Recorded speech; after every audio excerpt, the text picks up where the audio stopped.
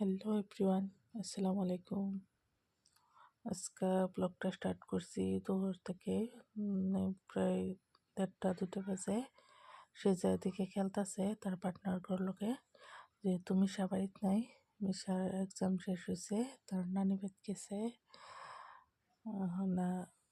তো হে বাড়ির লোকের দুধে আন্না খেলতেছে।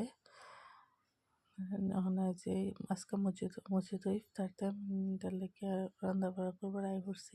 অল্প মাংসটা বয়ে দেন, বহুত বেশি মাংস হয় না, একেলগে বয়ে দিতেছি। বারে বারে রানলে দেরি হইব। মাংস দিয়ে পেঁয়াজ রসুন দিয়েছি, পেঁয়াজ রসুন পেস্ট বানাইও দিছি, এবার দিছি কয়েকটা, দিয়ে সব মশলা দিলাম, দিয়ে ভালো করে এটা মজাই লইয়াম। হচ্ছে এটা গরম মাছ বাড়তেছি। আর বহুত পোলাও বানাইম, বেশি পোলাও লিখে বড় চুকাটা ভাগ করে লইছি। বারান্দার মধ্যে বড় চুকা লাগাই লইছি। বড় ফাইলে বয়ে তেল দিয়ে পেঁয়াজ তেলছি। ভাবি বানাইতেছে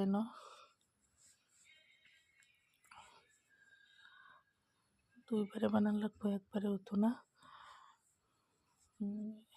আমি সব বস্তু এনে দিতেছি, ভাবি যেন বই বই বানাইতেছে। আগুন বহুত বেশি ওইটার লিখে লড়ার লাগে।